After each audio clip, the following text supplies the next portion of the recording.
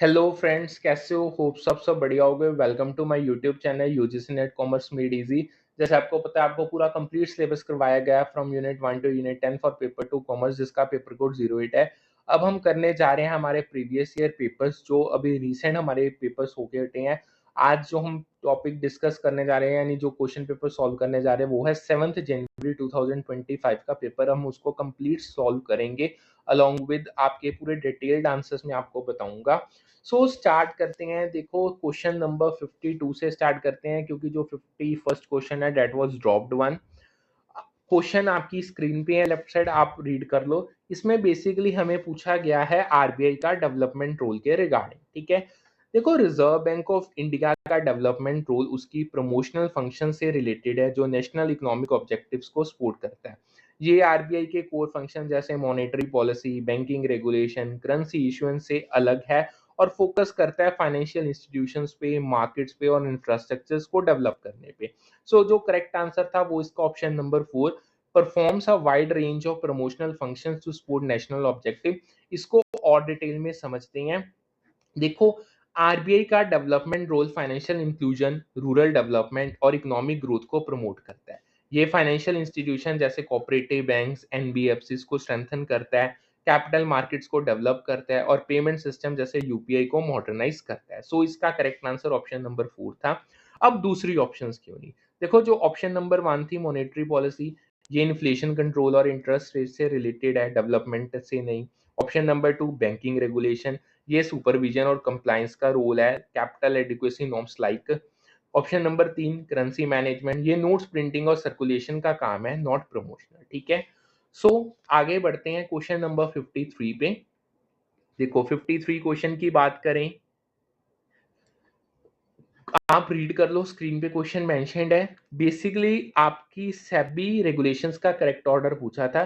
देखो, securities and exchange board of India SEBI के regulations का असेंडिंग ऑर्डर यानी इनेक्टमेंट ईयर के हिसाब से है। जो इसका करेक्ट आंसर है वो है ऑप्शन नंबर 1, DBACE। ये regulations investor protection, market transparency और फाइनेंशियल गवर्नेंस को स्ट्रेंथन करती है।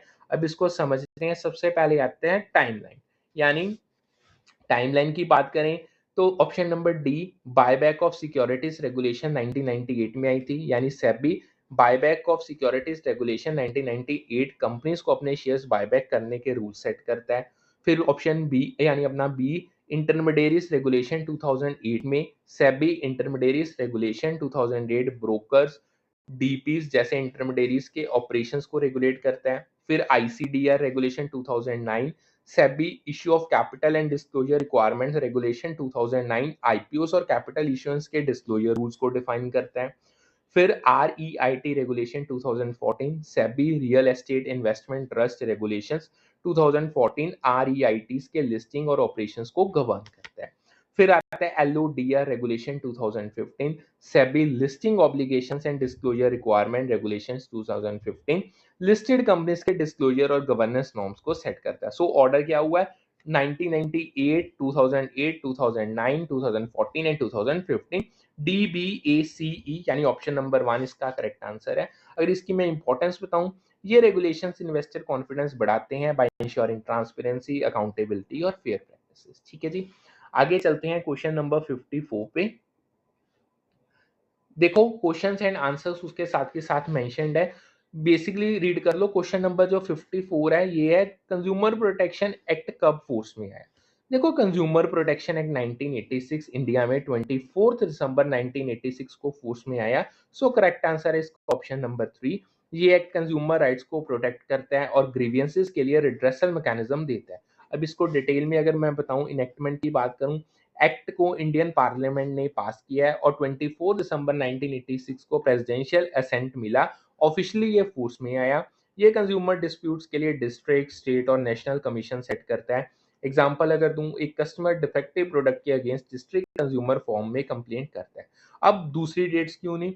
14 जून 1986, 20 जनवरी 1987, 14 जुलाई 1987, ये डेट्स ऑफिशियल रिकॉर्ड से मैच ही नहीं करती, यानी इनका कोई है ही नहीं, इस दिन कुछ भी नहीं हुआ। आगे चलते हैं क्वेश्चन नंबर 55, जो आपका मैचिंग का क्वेश्चन था। रीड कर लो आप क्वेश्चन। वैसे आई प्रेफर आप सारे जो ये पेपर्स हैं, पेपर्स की मैं पीडीएफ डाल दूंगा टेलीग्राम चैनल पे, आप इसके प्रिंट आउट निकाल के रखो, फिर इसको अच्छे से करो। अब 55th क्वेश्चन आता है एक्सचेंज रेट डेफिनेशंस का। देखो जो ये क्वेश्चन है एक्सचेंज रेट और रिलेटेड कॉन्सेप्ट के डेफिनेशन को मैच करना है, और करेक्ट आंसर जो इसका है वो है ऑप्शन नंबर 1, ए का फोर्थ, बी का थर्ड, सी का सेकंड, डी का 1। अब हर एक कंसेप्ट को मैं आपको बताता हूँ।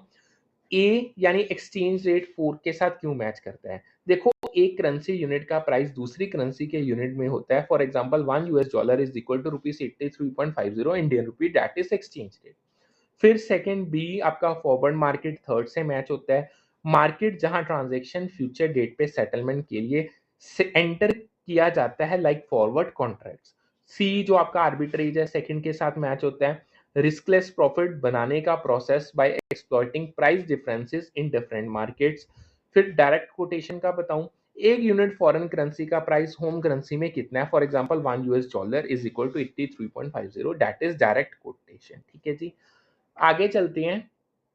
क्वेश्चन नंबर 56 रीड कर लो। ये बेसिकली आपको कस्टमर सेंट्रिक ऑर्गेनाइजेशन की जो करेक्टरिस्टिक्स है उसके रिगार्डिंग पूछा गया था। देखो high customer centric organisation customer needs को प्रायोरिटी देती है, और करेक्ट आंसर बेसिकली इसका option number 2 A C and E था। ये organisations market driven, value driven और कॉम्पिटिटर्स को इररेलेवेंट बनाती हैं। मार्केट ड्रिवन की बात करूं तो कस्टमर नीड्स और मार्केट डिमांड के बेसिस पे प्रोडक्ट्स या सर्विसेज टेलर करती हैं। वैल्यू ड्रिवन की बात करें तो क्वालिटी प्रोडक्ट सर्विसेज और एक्सपीरियंसेस के थ्रू कस्टमर वैल्यू क्रिएट करती हैं। मेकिंग कॉम्पिटिटर इररेलेवेंट की बात करें तो यूनिक कस्टमर एक्सपीरियंस से कॉम्पिटिटर को ये आउटशाइन करते हैं। सो ये इसके आंसर में है हमारा ऑप्शन नंबर 2, इसका करेक्ट आंसर है ए सी ई। और अब बी और डी क्यों नहीं। देखो प्रोसेस ओरिएंटेड, इंटरनल एफिशिएंसी पे फोकस, कस्टमर सेंट्रिसिटी का कोर नहीं है। और डी की बात करें प्राइस ड्रिवन, कॉस्ट कटिंग या लो प्राइसेस पे फोकस, कस्टमर एक्सपीरियंस से ज्यादा नहीं होता। ठीक है जी, अब बात करते हैं 57 क्वेश्चन पे चलते हैं। 57th क्वेश्चन आपको उन्होंने पूछा था cost of capital perpetual debts की कैसे कैलकुलेट करनी है। आंसर आप देख सकते हो दिया हुआ है। देखो बेटा कंपनी लिमिटेड के परपेचुअल डेट का कॉस्ट ऑफ कैपिटल कैलकुलेट करना है, और करेक्ट आंसर है इसका option number 1 before tax cost यानी 9.09% और आफ्टर टैक्स 4.54%। अब इसकी अगर मैं कैलकुलेशन बताऊं आपको, फेस वैल्यू 1 लाख गिवन है, कूपन रेट 10% यानी एनुअल इंटरेस्ट 10% इंटू 1,10,000 का हो गया। प्रीमियम 10% यानी इशू प्राइस अगर 1 लाख का है प्लस 10%, 1,10,000 प्रीमियम हो गया। टैक्स रेट 50% हो गया। सो बिफोर टैक्स आपका फॉर्मूला है before tax cost of debt equals annual interest divided by issue price. Annual interest 10,000, issue price 1,10, calculation 10,000 को 1,10 से डिवाइड कर दो 0.0909 आ गया, इन 200 करके 9.09%। और अगर आफ्टर टैक्स कैलकुलेट करना है तो after tax cost of debt equals before tax cost multiplied by 1 minus tax rate. So आपका बिफोर टैक्स कॉस्ट 9.09 आया है, टैक्स रेट 50% है यानी 0.5 हो गया। सो कैलकुलेशन कर दो 4.54 आफ्टर टैक्स कॉस्ट आ जाएगा। ठीक है जी, अब आगे चलते हैं क्वेश्चन नंबर 58 पे। क्वेश्चन नंबर 58 अगेन मैचिंग का क्वेश्चन था, बेसिकली हॉलैंड थ्योरी के रिलेटेड। ये question Holland theory of vocational personality के बेसिस पे पर्सनालिटी टाइप्स को ऑक्यूपेशन से मैच करता है, और करेक्ट आंसर है इसका ऑप्शन नंबर 1 ए का 4, बी का 3, सी का 2, डी का 1। अब इसको देखते हैं। नंबर 1 ए है जो आपका सोशल, ये टीचर से मैच करता है। सोशल पर्सनालिटीज लोगों की हेल्प करना पसंद करते हैं, सूटेड है टीचिंग और काउंसलिंग के प्रोफेशन के लिए। फिर कन्वेंशनल आता है, कॉर्पोरेट मैनेजर्स का होता है। Conventional personality structured rule based environments पसंद करती हैं लाइक मैनेजमेंट रूल्स हो गए। फिर इन्वेस्टिगेटिव, ये मैथमेटिशियंस का होता है। इन्वेस्टिगेटिव पर्सनैलिटीज एनालिटिकल और प्रॉब्लम सॉल्विंग रूल्स पसंद करते हैं लाइक रिसर्च मेथड। फिर आता है रियलिस्टिक, जो मैकेनिक हो गया आपका। Realistic personalities hands on practical work पसंद करती हैं लाइक मैकेनिकल रिपेयर्स हो गए। अब चलते हैं 59th क्वेश्चन पे। 59th ये बेसिकली ब्रेटन वुड्स का रिलेटेड क्वेश्चन है। देखो ब्रेटन वुड्स कॉन्फ्रेंस 1944 ने इंटरनेशनल मॉनेटरी फंड आईएमएफ को इस्टेब्लिश किया। सो करेक्ट आंसर है इसका ऑप्शन नंबर 2 आईएमएफ। ये कॉन्फ्रेंस ग्लोबल फाइनेंशियल स्टेबिलिटी के लिए गेम चेंजर थी। इसकी अगर मैं आपको आउटकम बताऊं, जुलाई 1944 में न्यू हैम्पशायर में 44 नेशंस ने मीट किया to create a post war financial system. IMF exchange rates monitor करने और बैलेंस ऑफ पेमेंट्स को इशू के लिए फाइनेंशियल सपोर्ट देने के लिए बनाया गया था। फिर IBRD की बात करें, वर्ल्ड बैंक रिकंस्ट्रक्शन और डेवलपमेंट के लिए, लेकिन क्वेश्चन IMF पे ही मेन फोकस करता है, नो डाउट ये भी इसका ही था। अब दूसरी ऑप्शन इसमें क्यों नहीं आती? वो जो ऑप्शन नंबर 1 WTO है, 1995 में स्टैब्लिश हुआ, ब्रेटन वुड्स से इसका कोई लेना देना नहीं है। SGB ऑप्शन नंबर 4, ये कोई इंस्टीट्यूशन है ही नहीं ऐसा। और जो IBRT ऑप्शन नंबर 3, ये ब्रेटन वुड्स का पार्ट है, लेकिन IMF प्राइमरी फोकस है इसके कॉन्टेक्स्ट में। ठीक है जी, आगे चलते हैं क्वेश्चन नंबर 60। सीक्वेंस पूछा गया था कॉन्फ्लिक्ट प्रोसेस का। देखो, कॉन्फ्लिक्ट प्रोसेस एक स्टेजेस का करेक्ट सीक्वेंस है, जो उसके प्रोसेस के स्टेजेस हैं वो है ऑप्शन नंबर 2, BDECA। ये ऑर्गेनाइजेशनल बिहेवियर का मॉडल है जो कॉन्फ्लिक्ट का लाइफ साइकिल एक्सप्लेन करता है। सबसे पहले आता है पोटेंशियल ऑपोजिशन और इनकम्पैटिबिलिटी। कॉन्फ्लिक्ट की कंडीशंस क्रिएट होती हैं, like communication gaps, resource scarcity से हो सकती हैं। फिर आता है cognition and personalisation. Parties aware होती हैं कॉन्फ्लिक्ट का और उसको फील करती हैं। परसीव्ड या फेल्ट कॉन्फ्लिक्ट हो सकता है। फिर इंटेंशंस आती हैं, पार्टीज डिसाइड कैसे करती हैं रिस्पॉन्ड करने का, compete करना है, कोलैबोरेट करना है, अवॉइड करना है, एक्सेट्रा। फिर बिहेवियर, इंटेंशंस के बेसिस पे एक्शंस होते हैं, लाइक आर्ग्यूमेंट्स या नेगोशिएशंस होती हैं। फिर लास्ट आता है आउटकम्स। कन्फ्लिक्ट का रिजल्ट यानी फंक्शनल या तो इंप्रूव परफॉर्मेंस होगी या डिसफंक्शनल या टीम डिस्ट्रप्शन होगी। ठीक है जी, आगे चलते हैं question number 61। Again question number 61 आपका मैचिंग का ही क्वेश्चन पूछा गया था। बेसिकली ये फाइनेंशियल इंक्लूजन स्कीम्स और देयर लॉन्च ईयर्स उन्होंने पूछे हैं। देखो, ये क्वेश्चन फाइनेंशियल इंक्लूजन स्कीम्स को उनके लॉन्च ईयर्स के साथ मैच करता है और करेक्ट आंसर इसका ऑप्शन नंबर 1 है, E का 2, B का 4, C का 1, D का 3। ये स्कीम्स इंडिया के इकोनॉमिक लैंडस्केप को ट्रांसफॉर्म करते हैं by bringing unbanked populations into financial system. सबसे पहले पीएम जनधन योजना 2014, प्रधानमंत्री जनधन योजना 2014 में लॉन्च हुई थी to ensure bank accounts for all households with zero balance accounts, debit cards और इंश्योरेंस बेनिफिट। इम्पैक्ट क्या है? Financial inclusion, direct benefit transfers करना और रूरल बैंकिंग को बूस्ट करना। फिर पीएम मुद्रा 2015, प्रधानमंत्री मुद्रा योजना 2015 में लॉन्च हुई थी to provide micro finance up to 10 lakh to small entrepreneurs under under Shishu, Kishore and Tarun categories. Impact MSME growth करनी, जॉब क्रिएट करना और एंटरप्रेन्योरशिप को बूस्ट करना। फिर स्टैंड अप इंडिया 2016 में लॉन्च हुआ to facilitate bank loans 10 lakh से 1 करोड़ तक for scheduled caste, scheduled tribes and women entrepreneurs. इसका इम्पैक्ट हुआ, इंक्लूसिव एंटरप्रेन्योरशिप हुई, सोशल इक्विटी आई। फिर वाया वंदना यानी 2017 में प्रधानमंत्री वाया वंदना योजना 2017 में LIC ने लॉन्च की as a pension scheme for senior citizen, जो गारंटेड रिटर्न्स ऑफर करती थी। इम्पैक्ट क्या हुआ? फाइनेंशियल सिक्योरिटी मिली एल्डरली के लिए, सोशल वेलफेयर हुआ। ठीक है जी, आगे चलते हैं 62 क्वेश्चन नंबर पे। बेसिकली ये ब्रेनस्टॉर्मिंग के रिगार्डिंग था। देखो, brainstorming as a group decision making technique तब सबसे इफेक्टिव होती है जब ग्रुप टास्क ओरिएंटेड हो, मतलब focused on a specific goal या प्रॉब्लम सॉल्विंग। सो इसका correct answer option number 2 task orientation था। इसकी अगर मैं आपको बताऊं, देखो, टास्क ओरिएंटेशन का मतलब है ग्रुप का फोकस क्लियर ऑब्जेक्टिव्स पे, जैसे न्यू प्रोडक्ट आइडियाज या प्रोसेस इंप्रूवमेंट, और पार्टिसिपेंट्स फ्रीली आइडियाज को शेयर करते हैं विदाउट एनी डिस्ट्रैक्शंस। ये इन्वायरमेंट कोलैबोरेशन, क्रिएटिविटी और कंस्ट्रक्टिव इवैल्यूएशन को प्रमोट करता है। अब इसमें दूसरी ऑप्शंस क्यों नहीं है? Option number 1 social pressure, judgement का फियर आइडियाज को सप्रेस करता है जिससे इफेक्टिवनेस कम होती है। Option number 3 potential for interpersonal conflict, disagreements collaboration को डिसरप्ट करते हैं। ऑप्शन 4 मनी कॉस्ट, ब्रेनस्टॉर्मिंग का फाइनेंशियल कॉस्ट इररेलेवेंट है, ये आइडिया जनरेशन का टूल है। ठीक है जी, आगे चलते हैं क्वेश्चन नंबर 63। 63 क्वेश्चन बेसिकली आपका ग्राफिक रेटिंग स्केल के डिसएडवांटेजेस के साथ रिलेटेड है। ग्राफिक रेटिंग स्केल एक परफॉर्मेंस अप्रेजल टूल है, लेकिन इसके कुछ डिसएडवांटेजेस हैं और करेक्ट आंसर इसका option number 1 A, B and E है, only unclear standards, hello facts और लिनियरसी। अब इन डिसएडवांटेजेस को देखते हैं।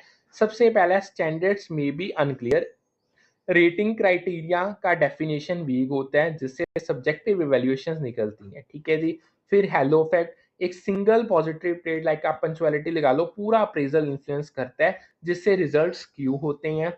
फिर आती है लीनियंसी, रेटर्स कंसिस्टेंटली हाई या लो रेटिंग्स देते हैं एक्चुअल परफॉर्मेंस से इररिस्पेक्टिव, जिससे एक्यूरेसी कम होती है। अब इसमें सी और डी क्यों नहीं? Time consuming, graphic rating skills quick और इजी होते हैं कंपेयर टू बार्स या 360 डिग्री फीडबैक, सो ये ऑप्शन इसमें नहीं आएगी, इसका कोई लेना देना नहीं है।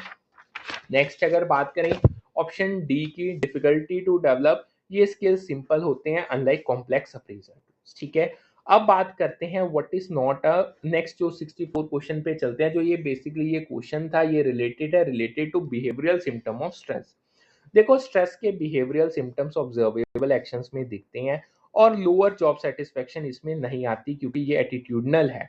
सो करेक्ट आंसर इसका option number 1 lower job satisfaction है। अगर इसको मैं आपको बताऊं बिहेवियरल सिम्टम्स यानी ऑप्शन 2, 3 एंड 4, सबसे पहले lower job performance option 2, stress से प्रोडक्टिविटी या वर्क क्वालिटी कम होती है। फिर higher absenteeism option number 3, stress से एम्प्लॉयज ज्यादा लीव्स लेते हैं। Higher labour turnover option 4, stress से एम्प्लॉयज जॉब छोड़ देते हैं, ये है। And why not lower job satisfaction option number 1, इसका कारण भी मैं बताता हूँ। जब सेटिस्फेक्शन एक एटीट्यूडनल या साइकोलॉजिकल सिम्टम है रिफ्लेक्टिंग फीलिंग्स या परसेप्शन, सो ये नॉट ऑब्जर्वेबल एक्शंस होते हैं। आगे चलते हैं क्वेश्चन नंबर 65 पे। देखो वर्ट tool projects personal supply, basically ये इसके साथ रिलेटेड है। देखो ये मार्कअप एनालिसिस एक स्टैटिस्टिकल टूल है जो पर्सोनल सप्लाई को प्रोजेक्ट करता है by analysing transition probabilities like promotions, retentions और टर्नओवर। सो जो इसका करेक्ट आंसर था वो ऑप्शन 3 था, मार्कअप एनालिसिस। अगर मैं आपको बताऊं, देखो मार्कअप एनालिसिस ट्रांजिशन मैट्रिक्स को यूज करता है टू प्रेडिक्ट कैसे एम्प्लॉयज जॉब रोल्स के बीच मूव करते हैं या ऑर्गेनाइजेशन छोड़ते हैं। ये फ्यूचर स्टाफिंग नीड्स और सप्लाई गैप्स को आइडेंटिफाई करता है। अब दूसरी ऑप्शंस की बात करें, option 1 trend analysis, historical data pattern से फोरकास्ट करती है, पर्सनल मूवमेंट्स के लिए ये स्पेसिफिक नहीं है। ऑप्शन 2 रेशियो एनालिसिस की बात करें, रेशियोज जैसे एम्प्लॉय टू आउटपुट से प्लानिंग करती है, सप्लाई प्रोजेक्शन के लिए ये नहीं यूज होता। फिर option 4 managerial judgement subjective estimates पे रिलाई करता है, स्ट्रक्चर टूल नहीं है ये कोई, ठीक है। अब आगे चलते हैं, अगेन 66 क्वेश्चन आपका मैचिंग का आया है, सो इसको करते हैं। बेसिकली ये आपका इकोनॉमिक कर्व डेफिनेशन से रिलेटेड था। ये क्वेश्चन इकोनॉमिक कॉन्सेप्ट जैसे इंडिफरेंस कर्व से आप प्राइस लाइन को उनके एक्सप्लेनेशन के साथ मैच करता है और करेक्ट आंसर है इसका ऑप्शन नंबर 2, ए का 1, बी का 2, सी का 4, डी का 3। देखो फर्स्ट की बात करें हायर इंडिफरेंस कर्व यानी हायर सेटिस्फेक्शन, हायर आईसी ज्यादा यूटिलिटी सेटिस्फेक्शन रिप्रेजेंट करता है क्योंकि इस पे गुड्स के कॉम्बिनेशन बेटर होते हैं। Convex indifference curve diminishing MRS, यानी ये स्टैंडर्ड इंडिफरेंस कर्व की शेप को रेफर करता है जहां marginal rate of substitution diminish होता है, यानी ट्रेड ऑफ बिटवीन गुड्स कम होता है एज वन गुड इंक्रीज करता है। फिर price line constant price ratio, price line यानी budget line constant price ratio show करता है, रिप्रेजेंट करता है affordable goods combination based on income और प्राइसिंग। और चौथा indifference curve same satisfaction, indifference curve goods के कॉम्बिनेशन शो करता है जो सेम सेटिस्फेक्शन देते हैं, ठीक है जी। आगे चलते हैं क्वेश्चन नंबर 67 पे। 67 क्वेश्चन बेसिकली था cost curve can not be U shaped के इस टॉपिक के रिलेटेड है। देखो average fixed cost curve U shape नहीं होता, सो करेक्ट आंसर है ऑप्शन 2 एएफसी कर्व। बाकी कॉस्ट कर्व जैसे ABC, AC, MC U shaped होते हैं। एएफसी की बात करें क्यों नहीं ये यू शेप्ड होता है, देखो एएफसी यानी फिक्स्ड कॉस्ट को जब आप आउटपुट से डिवाइड करते हो कॉन्टिन्यूसली डिक्लाइन करता है एज आउटपुट इंक्रीज होता है, क्योंकि फिक्स्ड कॉस्ट जैसे रेंट ज्यादा यूनिट्स पे स्प्रेड होता है जिससे ये हाइपरबोलिक कर्व बनता है। अब यू शेप्ड कर्व्स कौन से हैं, एबीसी कर्व आपका option 1, average variable cost U shaped है due to economies falling initially और economies rising later of scale. AC curve जो ऑप्शन 3 है, एवरेज कॉस्ट यानी जब आप टोटल कॉस्ट को आउटपुट से डिवाइड करते हो यू शेप्ड है, ये एएफसी और एबीसी के इफेक्ट्स को कंबाइन करता है। MC curve option 4 marginal cost U shaped है, इनिशियली फॉलिंग होता है इंक्रीजिंग रिटर्न्स की वजह से और देन राइज करता है डिमिनिशिंग रिटर्न्स की वजह से। अब आगे चलते हैं क्वेश्चन नंबर 68 पे। ये बेसिकली आपको एनपीवी का लॉजिकल सीक्वेंस पूछा गया था। नेट प्रेजेंट वैल्यू कंप्यूट करने के स्टेप्स का करेक्ट सीक्वेंस है option number 2 B C E D A. ये प्रोसेस इन्वेस्टमेंट डिसीजंस के लिए क्रिटिकल है। सबसे पहले आता है calculate all cash outflows, project के सारे कॉस्ट आइडेंटिफाई करो जैसे इनिशियल इन्वेस्टमेंट, ऑपरेशनल एक्सपेंसेस। फिर ऑल कैश इनफ्लोज कैलकुलेट करो, प्रोजेक्ट के सारे रेवेन्यूज या बेनिफिट्स आइडेंटिफाई करो जैसे सेल्स या सेविंग्स। तीसरा calculate present value of all cash outflows, future outflows को डिस्काउंट रेट यानी फॉर एग्जांपल 10% यूज करके प्रेजेंट वैल्यू में कन्वर्ट करो। फॉर्मूला बहुत सिंपल है, present value of outflows equal future outflows divided by 1 plus discount rate raise to time period. चौथा, calculate present value of all cash inflows, future inflows को same discount rate से present value में convert करो। Formula बहुत simple है, present value of inflows equal future inflows divided by 1 bracket में 1 plus discount rate raise to time period. Last आता है calculate NPV, NPV is equal to present value of inflows minus present value of outflows. ठीक है जी। अब आगे चलते हैं 69th question, that is related to कौन से टैक्सेस इंटरस्टेट सप्लाईज पे अप्लाई होते हैं। देखो, गुड्स एंड सर्विसेज टैक्स के अंदर इंटरस्टेट सप्लाई ऑफ गुड्स पे आईजीएसटी यानी इंटीग्रेटेड जीएसटी अप्लाई होता है। सो करेक्ट आंसर है ऑप्शन 2 आईजीएसटी। आईजीएसटी की अगर मैं आपको डिटेल बताऊं, देखो फ्रॉम वेस्ट बंगाल टू चंडीगढ़ ये इंटर स्टेट सप्लाई है, डिफरेंट स्टेट्स इन्वॉल्व है। आईजीएसटी अप्लाई होता है मैनेज्ड बाय सेंट्रल गवर्नमेंट। ठीक है। From Puducherry to Chennai, Puducherry UT है और चेन्नई तमिलनाडु स्टेट है के बीच भी इंटर स्टेट सप्लाई है, सो आईजीएसटी अप्लाई होता है। अब बात करते हैं सीजीएसटी, एसजीएसटी या यूटीएसटी क्यों नहीं। CGST plus SGST intra state supply जैसे विद इन वेस्ट बंगाल के लिए है, और UTGST intra union territory supply जैसे विद इन पुडुचेरी के लिए है। ठीक है जी। अब लास्ट क्वेश्चन आज के सेशन का करेंगे, बाकी हम कल कंप्लीट करेंगे। हमारा ये टॉप पूरा पेपर हम कल तक कंप्लीट कर लेंगे। अब बात आती है कुछ TDS section of income tax के मैचिंग का क्वेश्चन उन्होंने डाला था। ये क्वेश्चन इनकम टैक्स एक्ट 1961 के टीडीएस प्रोविजन को मैच करता है, और करेक्ट आंसर इसका ऑप्शन नंबर 1 था। ए का 4, बी का 3, सी का 2, डी का 1। अब मैचेस में बताऊं, section 194 TDS on dividend payments, residents को डिविडेंड पेमेंट्स पे TDS under section 194 at the rate of 10% अगर 5000 से एनुअली से ज्यादा मिलता है। Section 194 C, TDS on contractors and sub contractors, payments to contractors या सब कॉन्ट्रैक्टर्स पे टीडीएस 1% इंडिविजुअल या एचयूएफ के लिए या 2% अदर्स के लिए अगर 30,000 से ज्यादा सिंगल पेमेंट या 1 लाख एनुअली दिया जाता है। Section 194 E, TDS on non resident sportsman and association पे मैच होता है। इसका अगर मैं आप बताऊं, नॉन रेजिडेंट स्पोर्ट्समैन या स्पोर्ट एसोसिएशन के पेमेंट पे 20% टीडीएस प्लस सरचार्ज या सेस लगता है। अब फिर नेक्स्ट आता है section 194 F, TDS on mutual fund unit repurchase, mutual funds के यूनिट रीपरचेज पे TDS eight the rate of 20% लगता है। सो यहाँ पे करते हैं आज का सेशन वाइंड अप, फिर मिलेंगे with a new session with a new set of topics. So do like subscribe and share the channel. फिर मिलते हैं with the next set of questions. Thank you.